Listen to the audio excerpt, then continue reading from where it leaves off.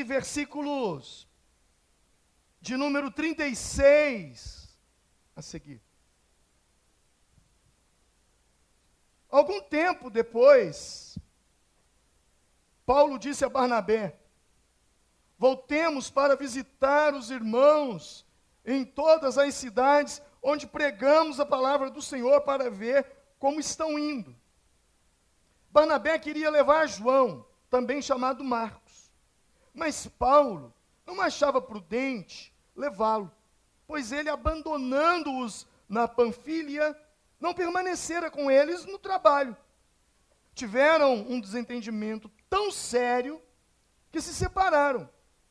Barnabé, levando consigo Marcos, navegou para Chipre. Mas Paulo escolheu Silas e partiu, encomendado pelos irmãos à graça do Senhor. E passou então pela Síria e pela Cilícia, fortalecendo as igrejas. Versículo 39. Em uma determinada tradução vai dizer assim: e tiveram um desentendimento tão sério que se separaram. Noutra tradução vai dizer: e tiveram uma contenda. Houve tal contenda entre eles que se apartaram um do outro. Amém. Pai, nós te agradecemos pela leitura da tua palavra e pedimos a bênção do Senhor sobre a tua palavra, Pai. Pai, graças nós te damos em o nome do Senhor Jesus Cristo. Amém. Amém. Podeis assentar, irmãos. Irmãos, nesse mês, nós estamos provocando ações com atos de bondade na cidade. Nós estamos fazendo várias obras, cada célula fazendo a sua obra. E isso tem sido um tempo muito interessante. Por exemplo, nós colocamos garrafas PET com sacolas nos postes, para que as pessoas que passeiam com os seus cães possam lançar mão dessa sacola e colocar as fezes do animal ali, isso impedindo as pessoas de pisarem e livrando as pessoas até mesmo de uma enfermidade que pode ser contraída através da leishmaniose. Mas nós não estamos fazendo só isso. Existem células que estão reformando praças da cidade. Tem células que se reuniram para pintar uma praça. Outras células estão fazendo outros tipos de projetos. Eu gostaria que você contasse para a pessoa que está do seu lado o que a sua célula vai fazer, qual ato de bondade que ela vai fazer. Eu te dou 30 segundos para você fazer isso. Vamos lá? 1, 2 e já! E aí, pronto? Que legal, hein? Gostei de ouvir esse zum, zum, zum aí. Sabe por quê? Porque muitas obras estão acontecendo. Se a igreja tivesse ficado em silêncio, é porque ninguém estava fazendo nada. Então nós temos coisas para contar. E isso faz parte da palavra que eu vou estar ministrando agora para vocês. O texto de Atos, capítulo 15, ele nos fala de algo muito interessante. Eu poderia chamar o tema dessa mensagem de igreja indispensável versus igreja admirável. O que é uma igreja admirável? É uma igreja que as pessoas admiram, que as pessoas olham e dizem: olha que legal, que povo legal, olha que culto legal, que louvor legal, que pregação legal, olha que legal daquela igreja. Essa é uma igreja admirável. Mas uma igreja indispensável, ela não trabalha somente no campo do elogio. É uma igreja na qual as pessoas olham para ela e dizem assim: se essa igreja fechar, nós estamos perdidos. Porque ela é indispensável. Ela faz parte do contexto social da cidade. Ela está envolvida nos problemas da cidade. Não é uma igreja que se limita a 4 paredes, falando de quem está lá dentro está salvo, e quem está lá fora está no inferno, e problema de quem está no inferno. É uma igreja que sai de dentro das 4 paredes e se envolve com a sociedade. O texto nos fala que Paulo e Barnabé tiveram uma contenda. Na versão, a mensagem, ou na NVI, a qual eu fiz leitura, fala que a situação entre eles foi de um desentendimento tão sério que se separaram um do outro. Houve um problema. Dá a entender que... Eu não quero nem falar o que dá a entender. Porque quando a Bíblia diz que houve uma contenda, tal contenda, se fosse houve uma contenda, não, tal contenda. Na NVI diz, um desentendimento tão sério entre 2 apóstolos, 2 homens de Deus. Isso conforta o meu coração. Conforta o meu coração porque o homem que estava envolvido naquela contenda foi o homem que escreveu sobre domínio próprio, mansidão, longanimidade, benignidade, bondade. Embora os dons venham sobre nós, eu tenho falado numa série de mensagens nesses domingos sobre o fruto do Espírito. Embora o fruto do Espírito esteja sobre nós, isso não nos torna imunes de nossa humanidade. Somos homens e mulheres frágeis, pecadores e pecadoras. Libertos seremos no dia do arrebatamento. Quando Jesus voltar para buscar a sua igreja, a Bíblia diz que carne e sangue não pode herdar o reino de Deus. Mas diz que quando nós formos arrebatados, 1 Coríntios diz que num piscar de olhos, nós seremos transformados em corpo de glória. Aí sim, a nossa humanidade sai do contexto. E nós seremos totalmente, 100% santos. Porque houve uma transformação no nosso corpo. Até então, nós vamos viver com esses altos e baixos, altos e baixos. Então, nunca julgue um homem de Deus, uma mulher de Deus, por um momento da sua vida. Um momento. Porque um momento, todos nós podemos errar. Mas isso não quer dizer que quem erra em um momento não permanece no erro. Pessoas erram no momento e depois se arrependem e mudam de vida. Agora, existe outro tipo de gente que erra no momento e o momento se transforma em minutos, horas, dias, meses e anos. Isso aí eu já não estou falando de pecado. A Bíblia chama isso de iniquidade. É diferente. Pessoa que quis ficar naquela prática. Então, nós não podemos fazer nada. Porque decisões que as pessoas tomam, nem Deus interfere. É a chamada lei do livre arbítrio de Deus. Porém, Paulo agora tem um desentendimento com Barnabé. Só que o contexto anterior, ou o que vem antes, desse texto, no contexto, é que estava havendo um problema na igreja. A igreja estava entrando em choques entre os apóstolos, porque uns criam que para ser salvo precisavam entrar em todo o rito da lei e circuncidar-se. Outros não acreditavam nisso. Outros falavam que o evangelho era para os judeus. Outros criam que o evangelho era para toda a humanidade. Então, em Atos 15, os apóstolos se reúnem, formam um concílio em Jerusalém para discutir o que de fato deveria ser ensinado aos gentios. E eles chegam a uma conclusão dizendo, olha, pareceu bem a nós e ao Espírito Santo dizer àqueles que se convertem ao cristianismo, ou seja, aqueles que se convertem ao Senhor, de que se abstenhais da prostituição, do sangue, do ídolo, do comer sangue, do ídolo e da carne sufocada. Eles escrevem cartas para essas igrejas, e Paulo e Barnabé, eles vão entregar essas cartas. Não havia e-mails naquela época, não havia celular, não havia telefone, o método era esse. Só que agora, eles retornando, depois de um tempo, os dois se reúne para fazer um planejamento de uma viagem missionária. A ideia era passar por todas as igrejas que eles haviam plantado e ver como essas igrejas estavam e confirmar a fé dos irmãos.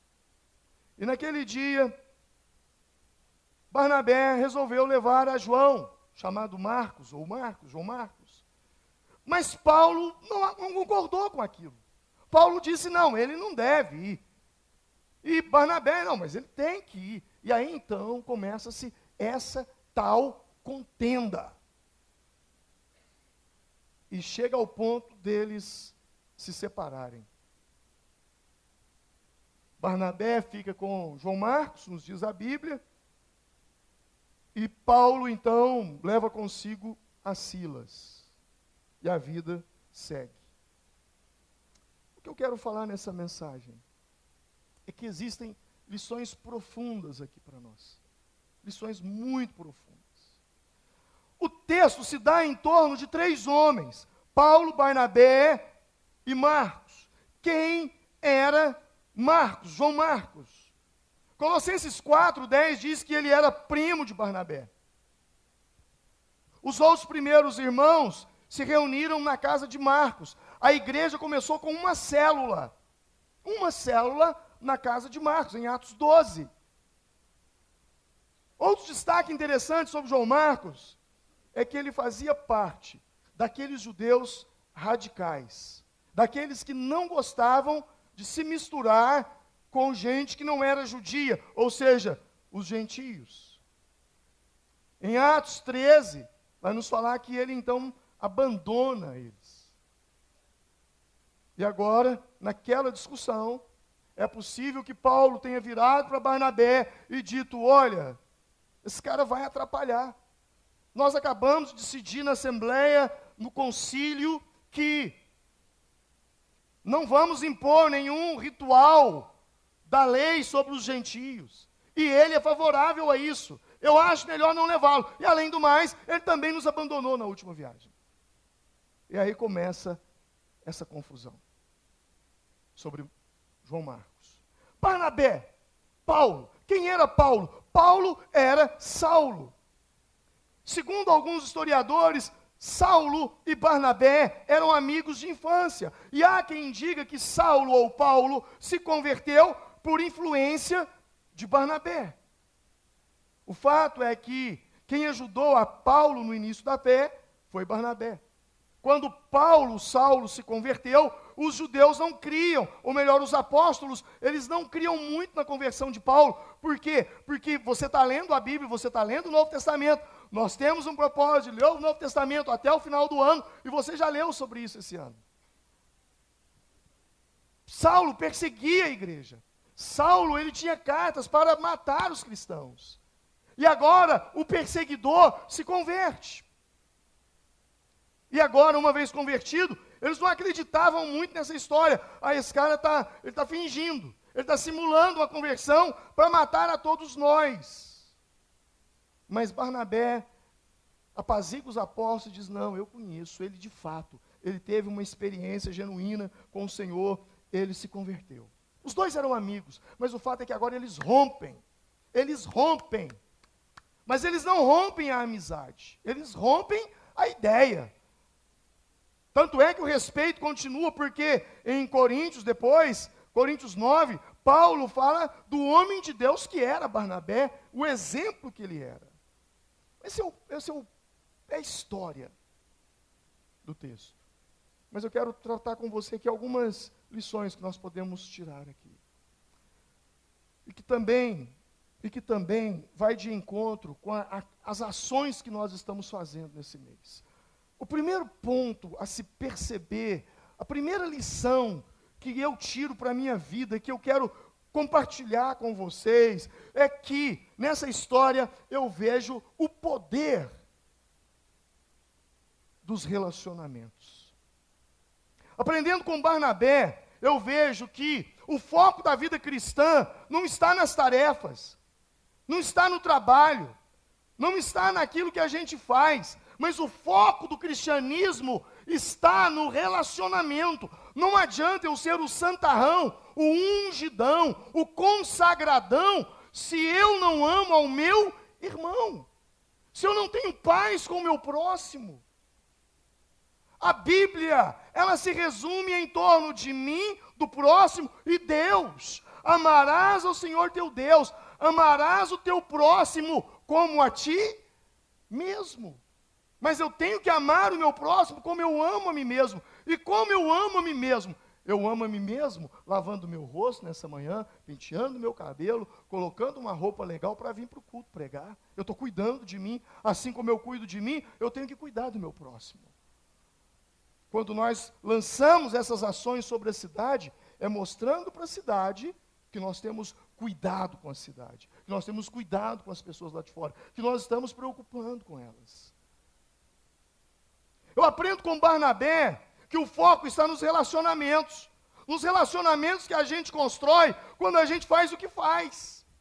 Não adianta eu fazer sem construir relacionamento. Não adianta. Não resolve eu provocar uma ação social na minha célula, e essa ação social, ao invés de gerar paz, vai gerar briga quando os irmãos se assentam para discutir que ação social que vão fazer. Então o foco está no relacionamento que eu construo, naquilo que eu faço, quando eu faço. É isso que eu aprendo com Barnabé. Eu aprendo que Deus está muito mais interessado no relacionamento que a gente constrói, naquilo que a gente faz, do que aquilo que a gente propriamente dito faz. Não adianta você fazer um monte de coisa para a igreja brigando com todo mundo. Oh Deus, consegui fazer isso aqui, mas briguei com uns 10, deixei uns 10 mortos no meio do caminho. Tirei uns 5 da igreja. É isso que Deus quer. Não é o que você faz, é o relacionamento que você constrói. Nós vimos aqui o Ministério de Louvor cantando, legal. Legal. Mas entre eles quando eles ensaiam, precisa haver uma coisa chamada relacionamento. Imagina o baterista toca bem demais, mas brigado com o cara do contrabaixo, o irmão do contrabaixo. E o irmão do teclado, ou o irmão da guitarra, que não está conversando com a irmã que está cantando. No final das contas, eu te garanto que existem lugares que isso acontece. E o povo fala, nossa, como eles cantam bem, como eles tocam bem. Mas entre eles não existe harmonia, não existe relacionamento. E aí eu te pergunto, será que Deus está interessado mais na melodia, nos acordes, no tom de voz, ou no relacionamento deles? Relacionamento é extremamente importante. Eu entendo nesse texto, Barnabé está nos ensinando que para ele, a tarefa, a viagem missionária que ele tinha, era menos importante do que os relacionamentos que ele ia construindo, enquanto ele ia atuando no reino de Deus. Barnabé está deixando claro nesse texto, que ele dava mais importância ao relacionamento do que ao trabalho, mais importância às pessoas do que às tarefas. Barnabé está ensinando, quando ele assume a igreja em Antioquia, e ele como pastor da igreja, ele diz assim, olha, eu não posso pastorear essa igreja sozinho, eu preciso de um pastor auxiliar. E eles disseram, quem? Eu tenho um amigo, como é que ele se chama? Saulo. Eu vou buscá-lo. Eles, tudo bem, então pode ir. E Barnabé vai ao encontro de Saulo, para trazer Saulo para pastorear a igreja de Antioquia com ele. Parece simples, eu vou ali buscá-lo. Só que esse ali buscá-lo, são 3 meses de ida e 3 meses de volta. Lembre-se, não havia avião, não havia automóveis, não havia locomotivas. Era a pé, ou animal, e embarcações. Esse homem deixa a igreja 6 meses, para buscar Paulo, para estar ali com ele. 6 meses, a igreja fica sem o pastor Barnabé. Porque para ele era mais importante relacionamento do que a tarefa. Me impressiona na vida de Barnabé é que ele para o que está fazendo, deixa a igreja, deixa a tarefa, deixa o trabalho, por causa de relacionamento. Isso nos ensina que o foco da vida cristã não está no trabalho, não está no fazer, não está nas muitas realizações, mas está nos relacionamentos. E no momento que ele tem que escolher entre uma tarefa e uma pessoa, ele prefere ficar com a tarefa. Ele abre mão da viagem. Ele diz: Paulo, pode ir, tudo bem. Eu vou cuidar de João Marcos. Eu vou estar com João Marcos. Eu vou cuidar dele. A nossa igreja é uma igreja em célula. Mas por que ela é uma igreja em célula? Primeiro porque o modelo celular é um modelo bíblico. A igreja se reunia nas casas e no templo. Você vai encontrar isso em Atos dos Apóstolos. Mas não é somente por isso. Não é porque as células traz crescimento. Não é isso. É porque as células geram relacionamento.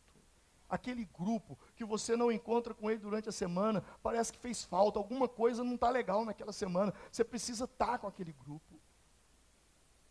Relacionamento é extremamente importante. Por isso eu digo ao supervisor de célula. Mais importante do que você perguntar para o seu líder de célula como é que está a célula, é o relacionamento que você tem com ele. Você não lidera ninguém que você não tenha relacionamento, a menos que seja em uma instituição de hierarquia, aonde uns têm poder, quando se diz lá no mundo, quem pode manda e quem tem juízo obedece. Mas numa estrutura aonde as pessoas são voluntárias, supervisor, você é tolo de achar que um telefonema seu vai conseguir que o líder faça isso, o que faça aquilo. É tolice da minha parte querer falar qualquer coisa com vocês, sem que primeiro não haja relacionamento. É relacionamento, é amizade, é olho no olho. Vamos conversar, vamos jogar um bocado de conversa fora. Vamos falar de política, de futebol, de moda, de compras, de cozinha, de festa, do evangelho. Agora, toda vez que você liga para ele, que o líder atende lá o celular dele tocou, ele vê, nome lá, supervisor. Ixi, daí vem falar de célula. Eu não dou conta desse cara. É isso que você está plantando? Sabe, isso acaba se tornando igual aquele pai que quando liga para o filho é só para chamar atenção. Aquele pai que quando conversa com o filho é só para chamar atenção. Não existe relacionamento. O relacionamento entre pai e filho é relacionamento de lei. Você já fez isso? Você já fez aquilo? Você já fez aquilo outro? Olha, eu te pergunto, toda estrutura rígida, um dia, mais cedo ou mais tarde, ela se quebrará. Existem muitos pais que estão perdendo os seus filhos por causa dessa palavrinha mágica, relacionamento. Sabe, irmãos, na vida nós temos muitos papéis. Temos muitos papéis. Por exemplo, quando você está na sua casa, você é casado, você está no papel de marido. Quando você está com seus filhos, você está no papel de pai, é diferente do papel de marido. E quando você sai de casa e vai trabalhar, você está no papel de trabalhador, de profissional, ou você está no papel de empregado, ou você está no papel de patrão. Quando você está na escola, ou você está no papel de professor, ou você está no papel de aluno. Quando você está no trânsito, você está no papel de motorista. Nós temos inúmeros papéis por dia. Só que nós temos que entender que essa função de múltiplos papéis, um dia eu gostaria de dar uma palavra sobre isso, porque isso confunde muito a cabeça da gente, principalmente quando entra para dentro do casamento, em que uma mulher tem 3 papéis e o homem também tem 3 papéis. A mulher é esposa, mãe e mulher. O homem é homem, pai e marido. E quando há uma confusão, que o homem não consegue discernir qual é o papel que ele tem que atuar, ou a mulher não consegue atuar, qual é o papel que ela tem que atuar? Em alguns casos, obviamente, não estou aqui fazendo uma apologia ao divórcio, à separação, não. mas em alguns conflitos dentro do casamento, eles acontecem por quê? Porque a mulher confunde o papel dela, o homem confunde o papel dele. Pastor, eu não estou aguentando mais. Pastor, meu casamento está acabado. Eu viro para o irmão e falo, meu irmão, cara, olha só, a sua esposa, que esposa que Deus te deu. Olha, uma mulher, essa é uma esposa exemplar. Olha só, que mãe que ela é para os seus filhos. E ele vira para mim e diz assim, pois é, pastor, esse aqui é o problema. Ela é mãe e esposa, mas eu casei foi com uma mulher. Estão conseguindo entender isso? O papel de mãe, nota 10. O papel de esposa, nota 10. Mas e o papel de mulher? Eu não casei com uma mãe, pastor. Casei com uma mulher. Eu preciso de uma mulher. Irmãs que põem seus maridos para dormir na sala. Irmãs que não têm relação sexual com seu marido. Você está em pecado.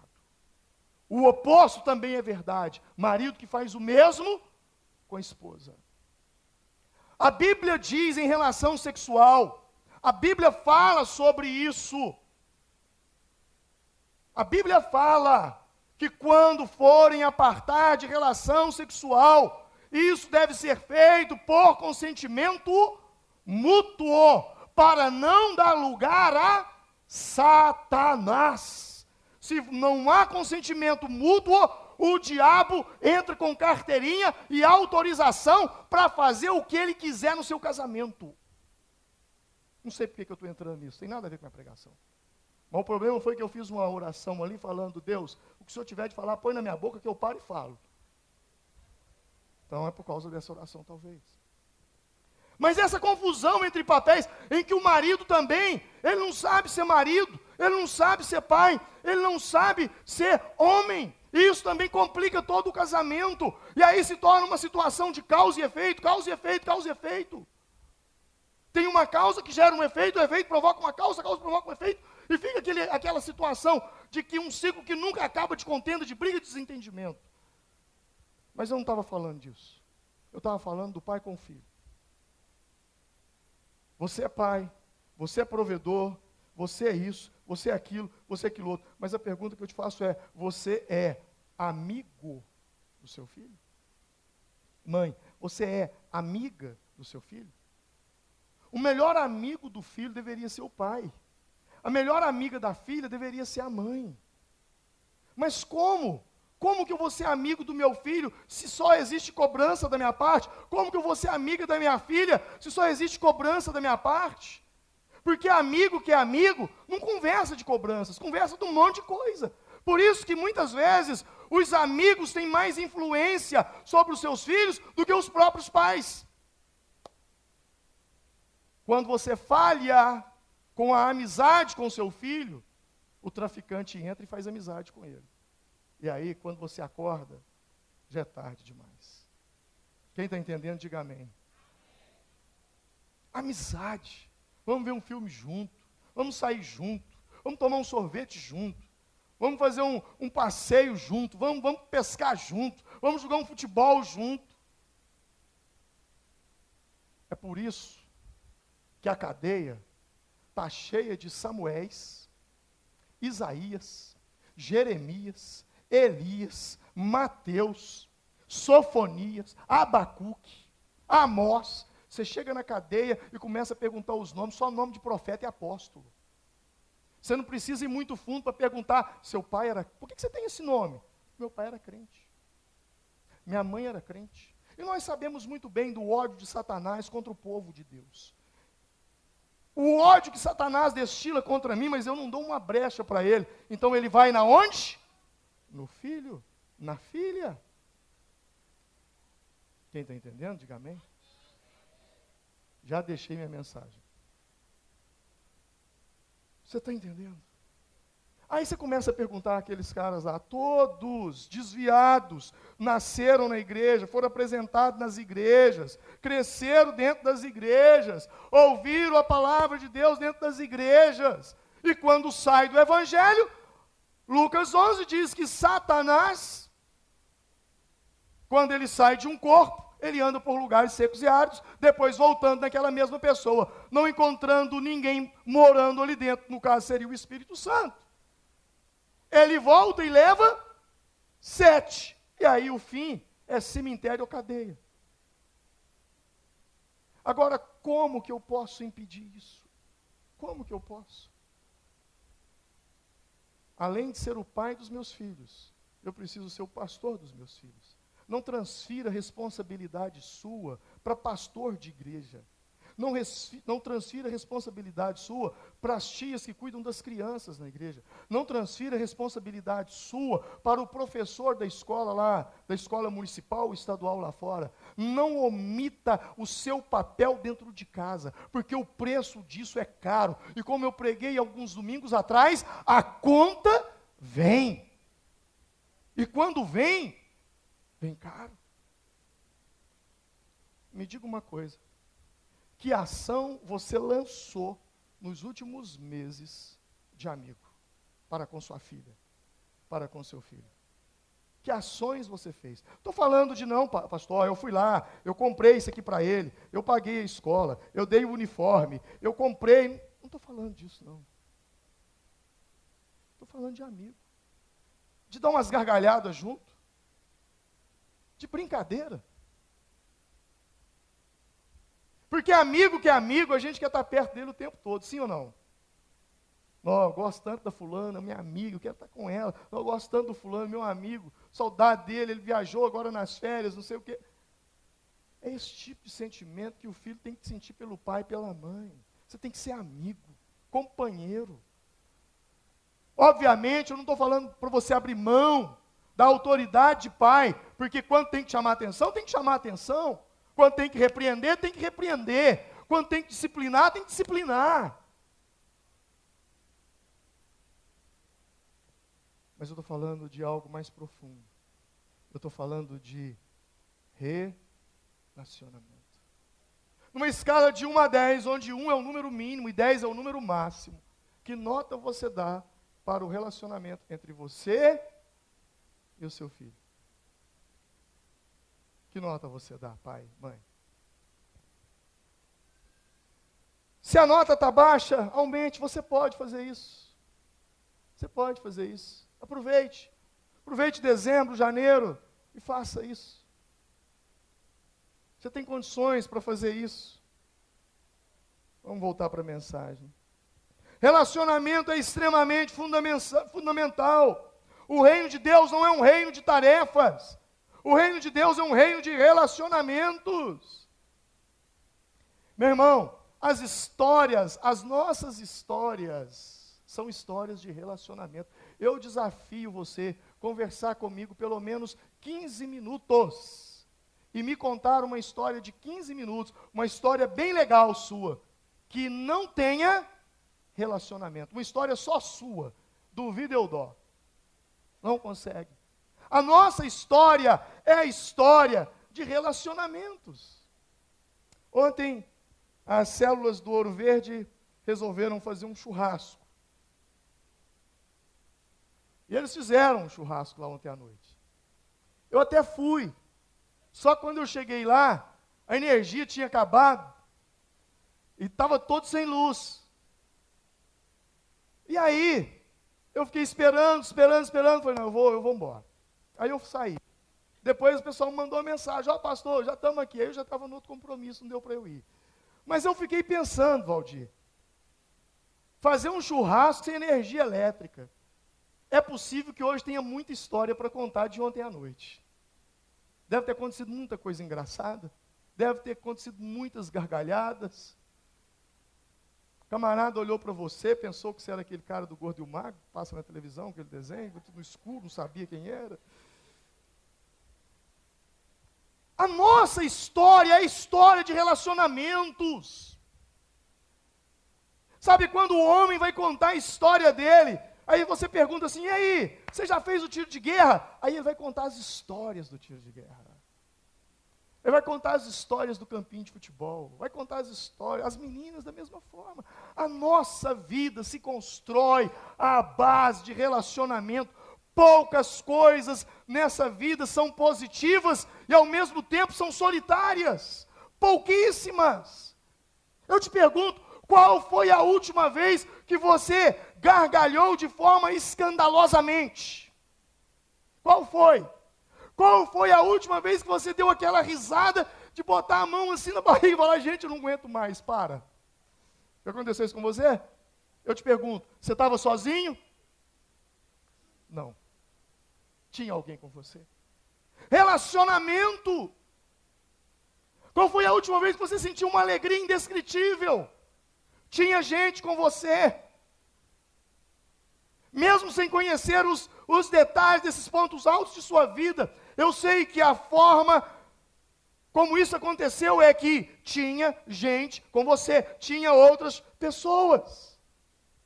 Outras pessoas. É o antídoto para os momentos ruins da vida. Escreva isso. É a fórmula confiável para bons momentos. Me foge o nome do autor, mas eu li um livro há um tempo atrás, eu fiquei imaginando a infelicidade desse autor, quando é um livro de psicologia, quando ele fala assim, o inferno são as outras pessoas. Eu falei, coitado. Talvez o inferno seja ele não está sabendo. Mas o que eu e você precisamos entender é que o antídoto para momentos ruins são outras pessoas. Quanto mais você se isola, pior você fica. Quando se fala de isolamento, eu me lembro de comida também, mas de uma forma diferente. Quando você adoece, quando a gente era criança e a gente adoecia, a mãe da gente chegava para a gente e falava assim, filho, come, você precisa comer. Ah, não, mãe, eu não estou com vontade. Come. Mesmo sem vontade, você precisa se alimentar. Quem lembra? Era assim na sua casa? E aí, quando você falava que não, aí vinha goela abaixo. Mas a mãe dizia, você precisa comer, meu filho, você precisa comer, minha filha. Come. Não, mãe, eu não estou bem, eu estou doente, mas come. Você comia sem ter vontade. Você comia, não é porque você tinha fome. Você comia porque você sabia que precisava se alimentar, para se manter em pé e resistir à enfermidade. O mesmo ocorre quando nós enfrentamos problemas de ordem que afetam o nosso mundo, a nossa vida emocional, a nossa vida sentimental. Quando eu estou triste, abatido, tudo que eu quero é me isolar. Eu quero ficar sozinho, eu não quero ver gente, eu quero sair de perto de todo mundo. Mas esse não é o remédio. O remédio é igual a comida. Come, meu filho, você precisa comer, mas eu não quero, eu não estou com fome. O mesmo ocorre, se aproxime das pessoas, você não pode se isolar, mas eu não quero me isolar. Mas o remédio são as pessoas. E te digo mais, se você estiver deprimido, saia de casa e diz assim, hoje eu quero ajudar pessoas. Eu duvido. Você sai de casa com depressão e volta para casa com a boca aqui, ó, de alegria. Não existe remédio melhor do que fazer o bem a outras pessoas. Não existe remédio melhor do que ser útil a outras pessoas. Não existe. Interessante que a obra de Deus passa pelos nossos relacionamentos. Só que para viver isso, eu e você precisamos valorizar algumas coisas que Jesus e Barnabé valorizou. E o que eles valorizavam? Eles valorizavam pequenas conversas. Porque são nas pequenas conversas que a vida de Deus se manifesta. Às vezes eu participo de congressos com grandes homens de Deus, homens que Deus está fazendo uma obra grandiosa na vida deles ao redor do mundo. E eu ouço as pregações deles, eu sou edificado, mas eu digo e confesso para vocês que o meu maior crescimento não é quando eu estou ouvindo a pregação dele, é quando eu me assento numa mesa para tomar café com ele. E aí eu começo a ouvir os erros e acertos. É na pequena conversa que a vida de Deus se manifesta. É aquela conversa num canto lá no velório. Aonde outro dia uma mulher me parou no centro da cidade, não me lembro, não o conheço.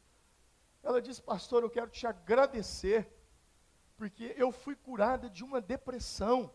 Eu falei, oh, que bênção, Deus usou a sua vida. Eu virei para ela e falei, que maravilha, você foi lá no culto? Ela disse, não, foi num velório que o senhor pregou.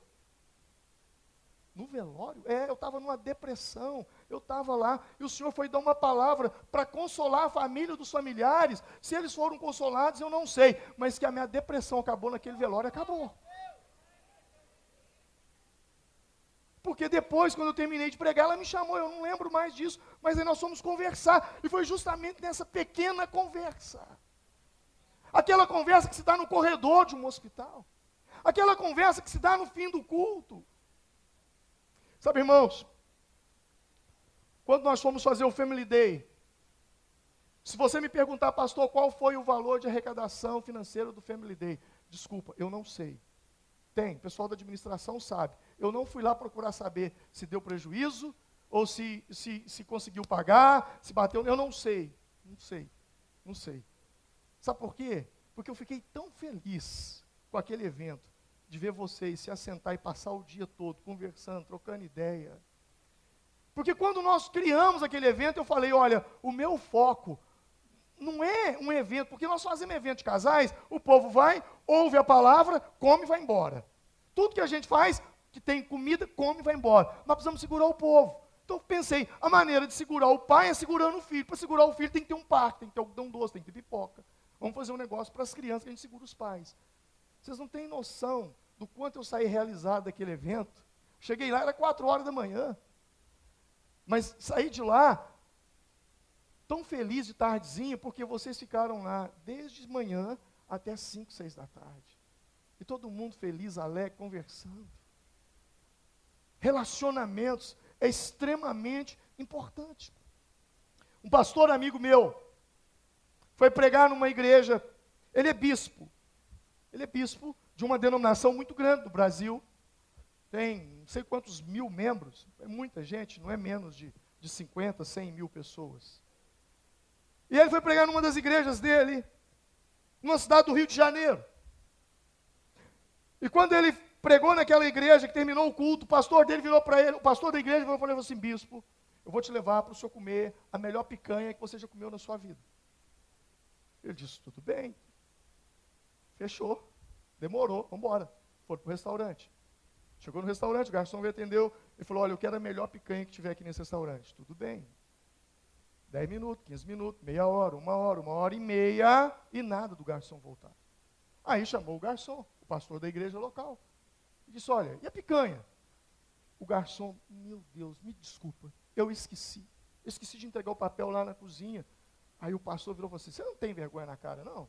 Pelo amor de Deus, eu trago o pastor, o bispo aqui, lá não sei de onde, para vir pregar aqui na minha igreja, faça propaganda desse restaurante, dessa picanha, e você me dá uma dessa, pelo amor de Deus, onde é que você está com a cabeça? E começou, aí o bispo, esse meu amigo interferiu, falou, só um minutinho, virou para o garçom e falou assim, me diz uma coisa, você é flamenguista ou vascaíno? Ou botafoguense? Aí o garçom falou, eu sou flamenguista. Ele falou, por isso, isso é coisa de flamenguista esquece mesmo. E começou a brincar com ele, falou, olha, tá bom, nós estamos aqui com tempo, pode ir lá, prepara a picanha, fica tranquilo. O garçom voltou, o bispo virou para o pastor da igreja e falou assim com ele, me conta uma coisa, você tem plano de ganhar essa cidade para Jesus? Ah, eu tenho, bispo, nós vamos ganhar essa cidade toda para Jesus. O bispo falou assim, você pode ganhar toda a cidade, menos o garçom. Porque esse garçom não quer ver sua cara nunca mais. E toda vez que ele se lembrar de você, ele vai se lembrar do que você fez com ele aqui nessa noite. Como é que você quer ganhar as pessoas para Jesus fazendo o que você acabou de fazer com esse garçom agora? Aí o bispo, o pastor, ô bispo, me perdoa. Não, eu não tenho que te perdoar não, quem tem que te perdoar é o garçom. Você precisa consertar isso agora. Ele falou, não, eu conserto. Mas como é que eu conserto isso? O bispo virou e falou assim, quanto custa essa picanha? Ah, eu acho que vai ficar aqui tudo aqui uns R$200 a conta. Ele falou, então, dá uma gorjeta maior do que o preço que você vai pagar aqui. Ué, mas aí não. Ele falou, é a única maneira dele se lembrar de você, não pelo que você fez com ele aqui, mas pela gorjeta que você deu para ele. Porque toda vez que ele te vê, fala, é o cara da gorjeta de R$200. Quem está entendendo, diga amém. O que a gente faz quando a gente vai no mercado? Ah, pastor, a gente vai comprar fruta, verdura. Não! O que a gente faz quando a gente vai no açougue? A gente vai comprar carne? Não! O que a gente faz? A gente vai fazer relacionamento. Relacionamento. Eu te pergunto, qual é o nome do açougueiro, do açougue aonde você compra? Você sabe? Qual é o nome da pessoa do mercado aonde você compra? Por acaso você já se interessou? É possível que muitos de nós aqui abastecemos no mesmo posto de gasolina toda semana com os mesmos frentistas e até hoje nós não sabemos o nome daquele frentista. Nunca nos atentamos para saber o nome dele. Lembre-se de uma coisa: para uma pessoa, o som mais doce que existe na face da terra é o nome daquela pessoa. Entenda isso.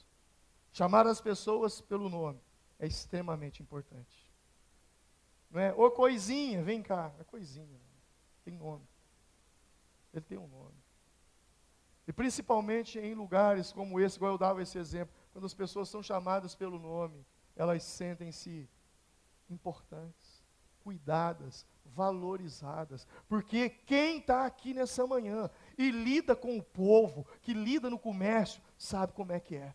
Você enfrenta gente de todo tipo. E a hora que você encontra uma pessoa que te trata bem, com educação, imediatamente você fala, essa pessoa tem alguma coisa diferente. Da próxima vez que você vai voltar lá, você voltar, ele vai te perguntar, olha, você é diferente das pessoas que compram aqui, o que você tem que você é diferente? Aí é a hora de você escancarar a boca lá no cantão e falar assim, é Jesus Cristo na minha vida. É Jesus na minha vida. Interessante, irmãos, voltando para dentro da mensagem. Barnabé era esse homem, que para ele era mais importante relacionamento. Você não vai ler na Bíblia epístolas de Barnabé, cartas de Barnabé, livros escritos por Barnabé. A coisa mais importante que Barnabé fez, na minha ótica, é ter colocado a mão no ombro de Saulo e apresentado ele aos apóstolos. E dito, olha, esse moço aqui teve uma experiência tremenda com Deus. E dito para os apóstolos, olha, irmãos, esse homem aqui, ele viu uma luz no caminho, ele teve uma experiência tão tremenda com Deus, e virado para Paulo e dito, olha Paulo, anda com esses homens, porque esses homens são de Deus, você vai crescer muito ao lado de Pedro, de João, você vai crescer muito ao lado deles. É aquela pessoa que fez aquela conexão, aquela ligação, aquela pessoa que apresentou pessoas. Eu não sei você, mas eu sou o homem do relacionamento. E como eu amo me relacionar com as pessoas. Como eu amo. E como eu amo apresentar pessoas para pessoas. No meio dessas apresentações aí, às vezes costuma sair até uns casamentos. Você tem esse hábito de apresentar pessoas a pessoas? Relacionamento é extremamente importante. Se Barnabé tivesse curado 10 doentes, 10 leprosos, ressuscitado 10 mortos, não teria surtido o efeito de parar tudo e cuidar de Paulo. Porque a pergunta é, em quem se tornou Paulo? Paulo se tornou no homem que revolucionou a igreja e que influencia a igreja até os dias de hoje. Porque um homem parou para cuidar dele. E por causa disso, grande parte do livro de Atos é sobre a história de Paulo. Embora não tenha sido ele que escreveu, mas é sobre ele. E daí de Atos, você vem Romanos, 1 Coríntios, 2 Coríntios, Gálatas, Efésios, Filipenses, Colossenses 1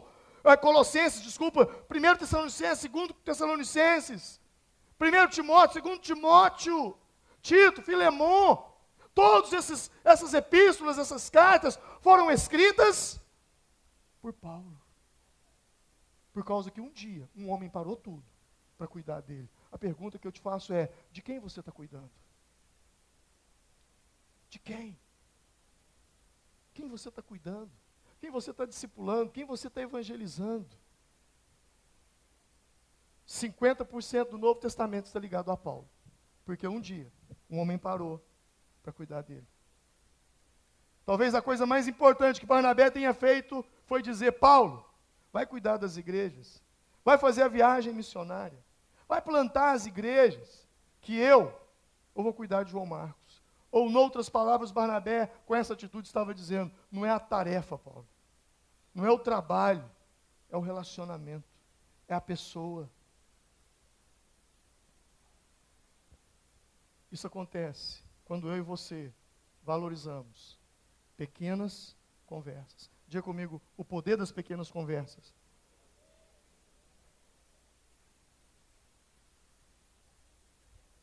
Porque Deus amou o mundo de tal maneira que deu o seu Filho unigênito, para que todo aquele que nele crê, como é que é? Não pereça, mas tenha a vida eterna. Esse versículo é poderoso. Esse é o versículo da salvação. Esse versículo é lido nos 4 cantos deste planeta.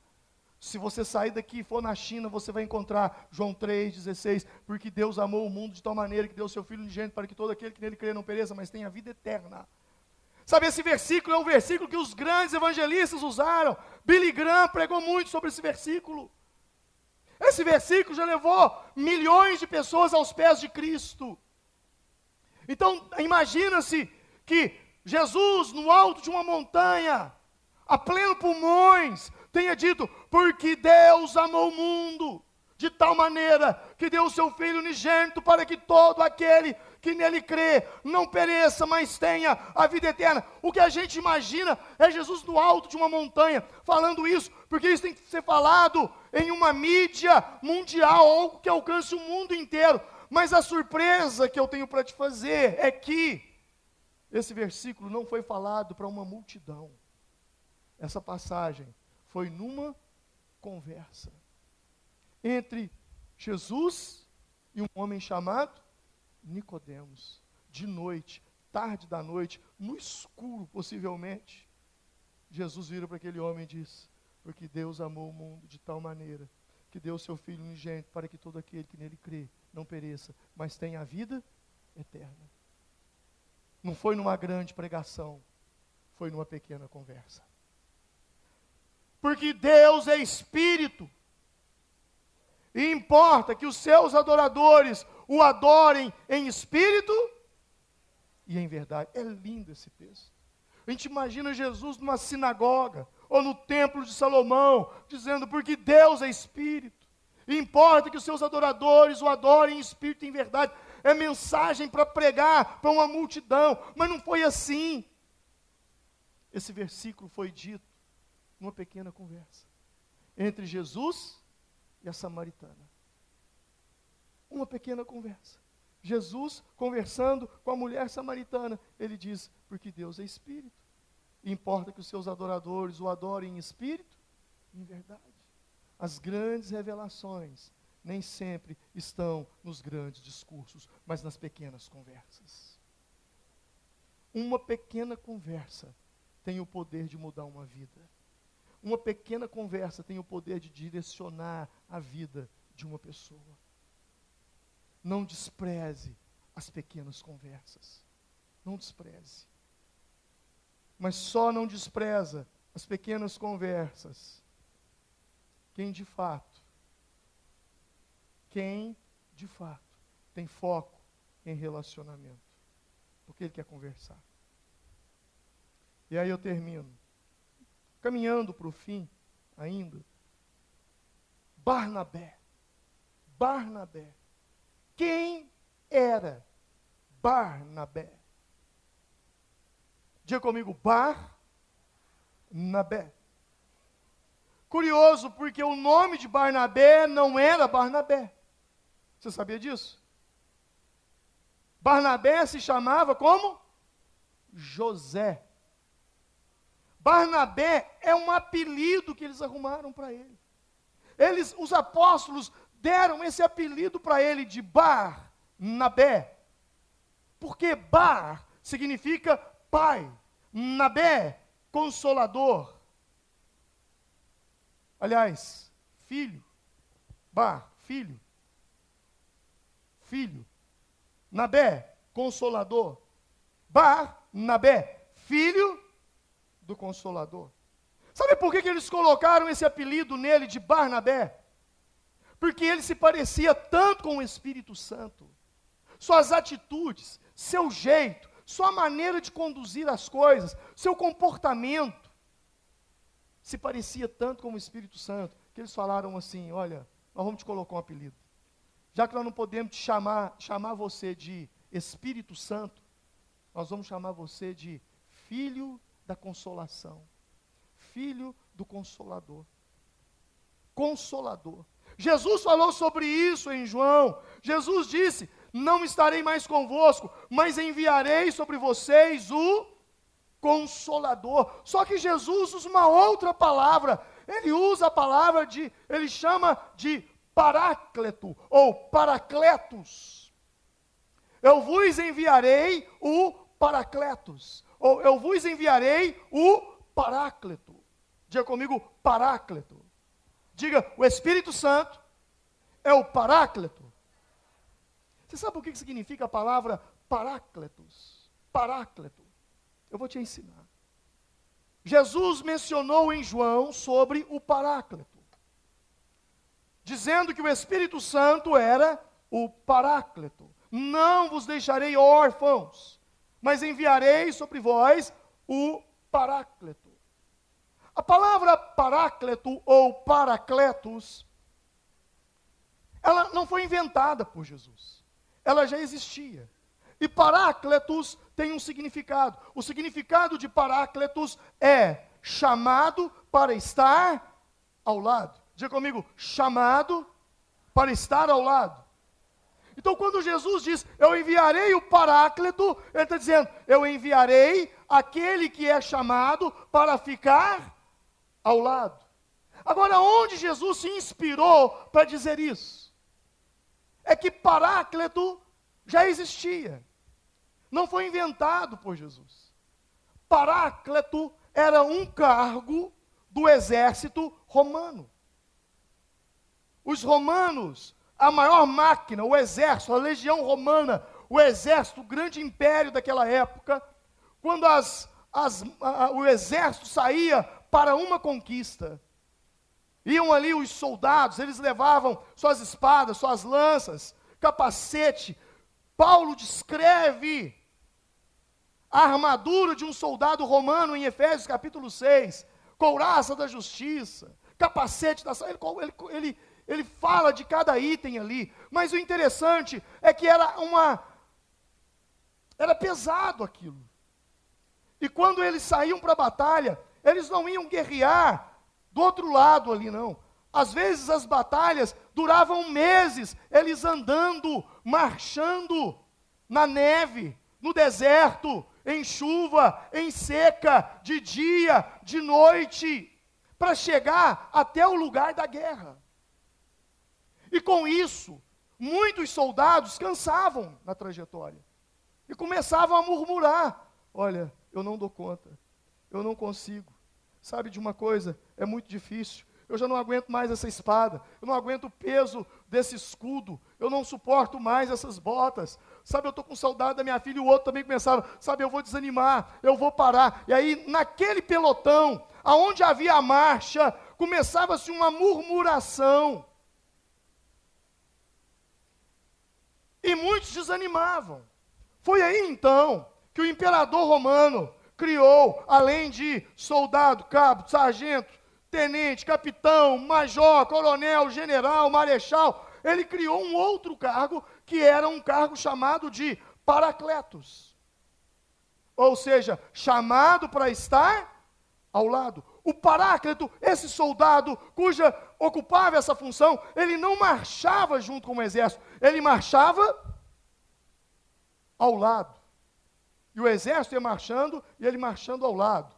Quando de repente ele percebia uma conversa num daqueles pelotões, ele se aproximava do pelotão e começava a ouvir. E aí as pessoas estavam dizendo, eu não aguento mais, eu vou desistir, eu vou parar, está muito difícil, eu não suporto mais, o sol está quente, a neve está muito gelada, eu não dou conta, eu não dou isso. Quando eles começavam a murmurar, o Paráclito, aquele soldado então, com o cargo de Paráclito, chamado para estar ao lado, ele entrava no meio da tropa e começava a dizer, você não pode desanimar, Roma precisa de você, o Império Romano confia em você, sua família está esperando você, você não pode voltar num caixão, você precisa voltar vivo, ergue a sua cabeça, levanta a sua espada, erga o seu escudo, marche, a recompensa será grande, não desanime, não pare, não desista. Quando Jesus diz, eu enviarei o Paráclito sobre vocês, chamado para estar ao lado. Há momentos da nossa vida em que dá vontade de parar. As decepções são tão grandes. Há momentos da nossa vida que dá vontade de desanimar. Os problemas são tão grandes, mas é justamente nesse momento que o Espírito Santo chega para nós e diz, não desanima, eu sou contigo, eu sou o teu Deus, eu sou a tua destra, eu sou a tua força, eu sou o teu escudo bem presente na hora da angústia, eu te fortaleço. Mas além do Espírito Santo, os discípulos passaram a chamar José de Barnabé, ou filho da consolação, porque ele se parecia com o Paráclito.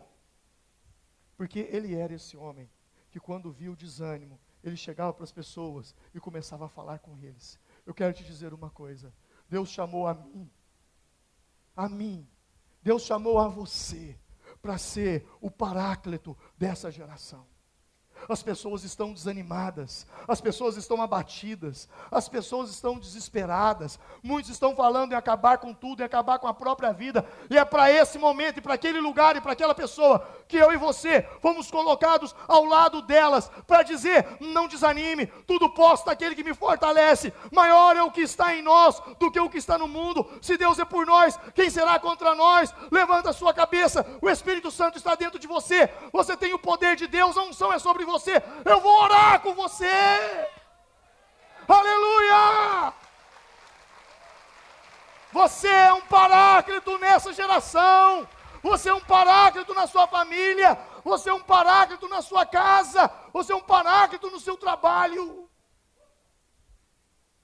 Se você se calar, as pedras clamarão, mas foi para essa geração que você foi colocado, para dizer para essa geração, ergue a cabeça, levanta a cabeça, continua marchando, porque o nosso fim e a nossa vida não é nessa terra, Deus tem algo maior para nós, esperando nós. O arrebatamento da igreja está às portas, Jesus está voltando, prepara-te, não vacila agora, meu irmão, o que podia ser feito de errado, já foi feito. Nós estamos vivendo um momento na geração, agora, que é o finzinho, nós não podemos errar agora, porque nós estamos no fim. Erra no início, erra no meio, mas no fim não dá para errar. Tudo aponta para o fim. Esse é o momento que você tem que levantar a sua cabeça e falar, eu vou servir a Deus como eu nunca servi a Deus em toda a minha vida. Eu vou pregar o Evangelho, eu vou evangelizar as pessoas como eu nunca evangelizei em toda a minha vida. Eu vou orar como eu nunca orei em toda a minha vida. Eu vou me santificar como eu nunca santifiquei em toda a minha vida. Eu vou buscar o Senhor de todo o meu coração. Vamos nos colocar em pé nesse momento.